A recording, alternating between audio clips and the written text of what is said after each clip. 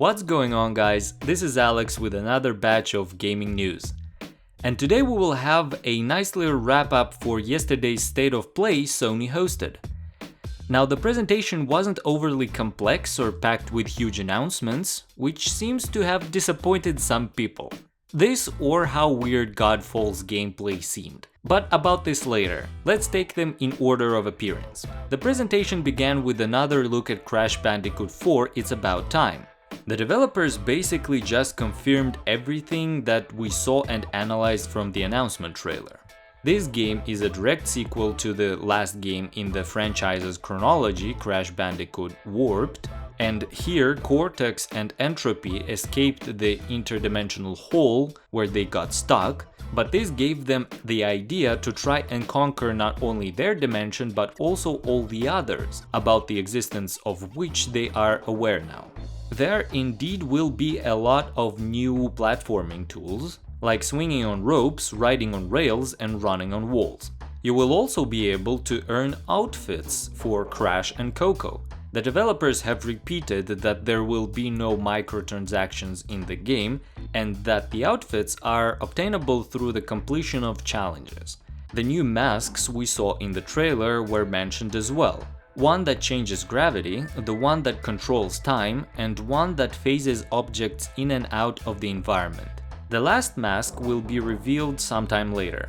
Probably they are just holding on to every tidbit of information they can so that they can later feed it to the hyped fans, but I don't blame them for that. I fall for that sort of stuff every time myself. Then they confirmed several playable characters for the game.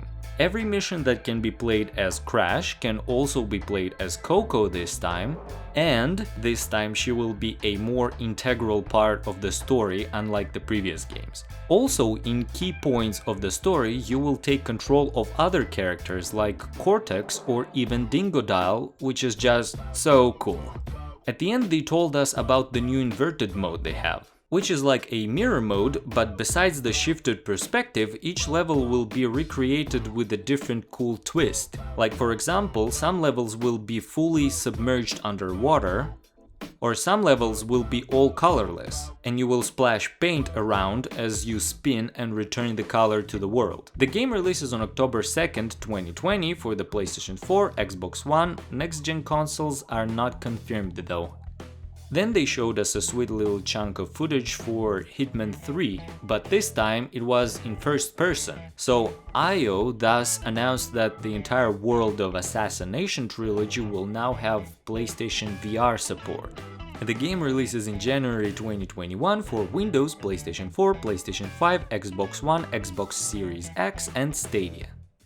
After that, we had a nice small announcement that Braid, the old time-bending platforming puzzle game from 2008, will be re-released with all the good stuff, like better resolution, reimagined locations, extensive developer commentary, and new visuals which add animated brush strokes to make the game look like a living painting. The game comes out next year in 2021 for the PlayStation 4, PlayStation 5, Nintendo Switch, Xbox One, Xbox Series X, Mac OS, Windows, and Linux. Whew! And then we were shown probably my favorite game of the show, The Pathless. Now, The Pathless is an amazing artsy third-person open-world adventure game about a huntress and her eagle trying to rid the world of the curse of the darkness.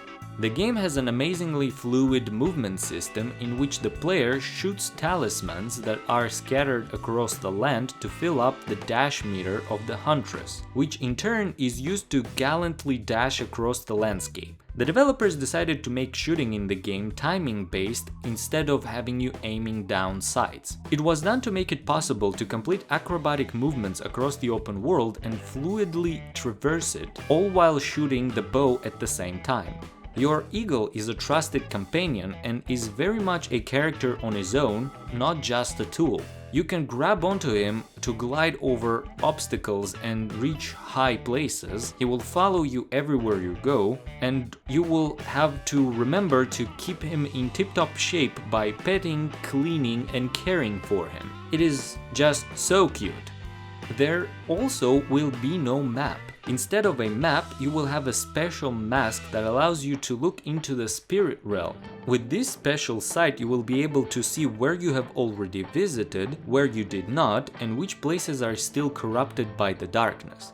Also, in the corrupted areas of the world, you will meet corrupted spirits. At first, they will be invincible and cause storms of evil energy that will separate you from your ego. So all you can do is avoid them and stealth around. When you cleanse the corrupted obelisks in the area, you will weaken the darkness around the spirits, allowing you to confront the monsters in a final impressive confrontation.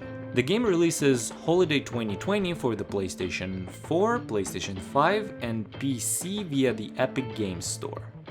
Then they showed a small game with a huge cult following, Spelunky 2. Now, I remember dying numerous times in the original game, and as embarrassing it is to say, I never finished the original one. But the new Spelunky looks great. Improved visuals, more weapons, locations now will have several exits, creating additional branching areas in the already procedural dungeons, and finally an online multiplayer will be added, while in the previous one there was only local co-op. The game is set to release on September 12, 2020, first for the PlayStation 4 and later on Steam as well. Next up is a game I was excited for a while already. As any normal weeb would, Genshin Impact, developed by MiHoYo.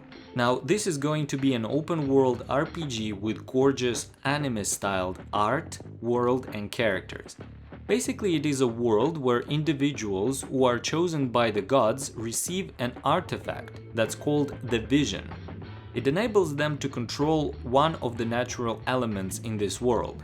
All of that translates into how combat with elemental affinities functions and traversal across the game world works. You will be able to control a team of up to 4 characters, which can be swapped by those you meet and recruit across the game. But I cannot forget to mention the ridiculously obvious similarity between Genshin Impact and Zelda Breath of the Wild. It quite blatantly copies a lot of features and draws inspiration from the overall presentation of the Breath of the Wild, like the ability to scale any vertical surface, cook various dishes to increase certain stats, or encountering enemy camps throughout the world that have suspiciously a single chest with a reward if you defeat all the enemies in the camp. But this game expands so much on these features and has such a bright identity of its own that I don't mind it at all. I am even happy that they added all of these cool things I liked about Zelda into this anime setting. The game is set to release autumn 2020 for the PlayStation 4, Windows, Xbox One, iOS, Android and Nintendo Switch. Yet another anime-ish game on the show was Aeon Must Die. On the official website, it even says, "The ruthless, grim but colorful world looks and feels like that ridiculous action-packed anime VHS tape your parents heavily disapproved of." And then I'm like, yes, I'm in. It is a very stylish beat-em-up with over-the-top action. The game has an RPG alignment system where your dialogue choices influence the story and lead to one of 5 endings. Another interesting aspect is that you always have to be creative with how you fight your enemies, because the AI adapts to the way you fight and becomes increasingly tougher to fight unless you keep mixing up your tactics. Also, there is apparently some sort of assassin that chases after you through the entire game, like the Nemesis from Resident Evil. The game is set to release somewhere in 2021 for the PlayStation 4, Xbox One, Nintendo Switch and PC. Then they showed another stylish small game which I have no clue how to pronounce correctly, but I'll try. It is called Anno Mutationum or something like that. It is a love letter to old school games with an artistic combination of 2D side-scrolling fighting and platforming and 3D exploration and interaction with NPCs. It is all set in a nice stylish cyberpunk world. The game will be releasing in December 2020 for the PlayStation 4, PC and mobile platforms. Then we have another trailer of the strangely interesting game called Bugsnax that was announced previously.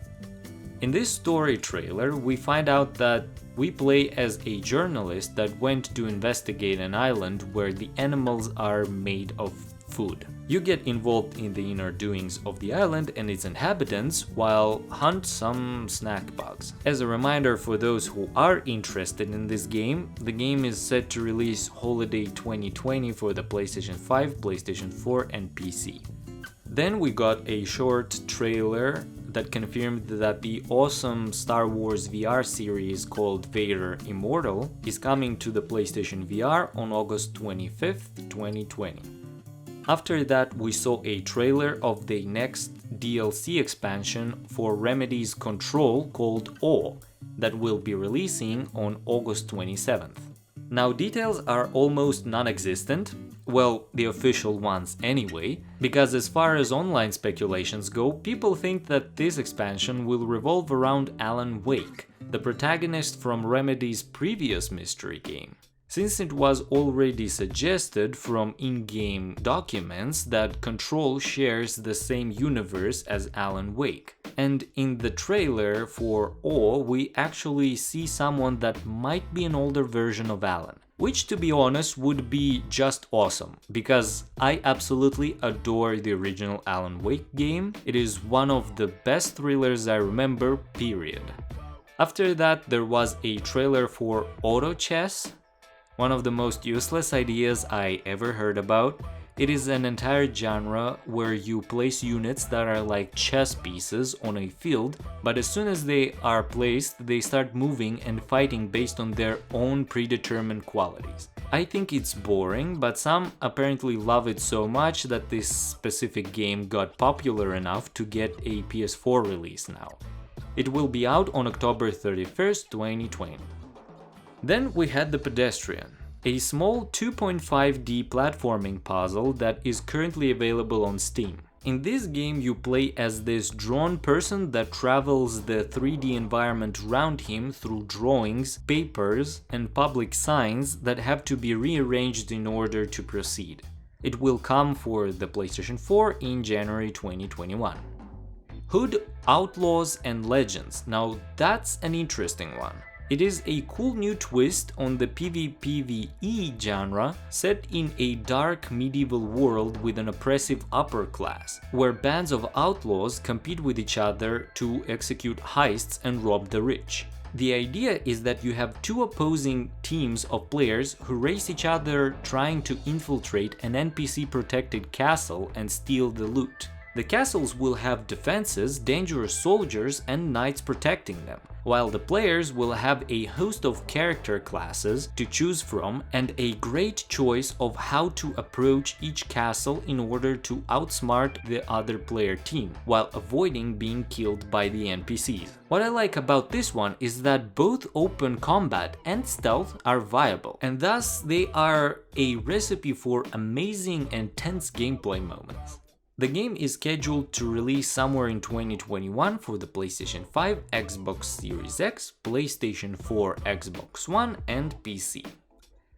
Then Temtem, everyone's beloved Pokemon-esque game, made an appearance. It was announced that the game will get a PS5 release somewhere in 2021. And last but not least, we had a good look at some Godfall gameplay.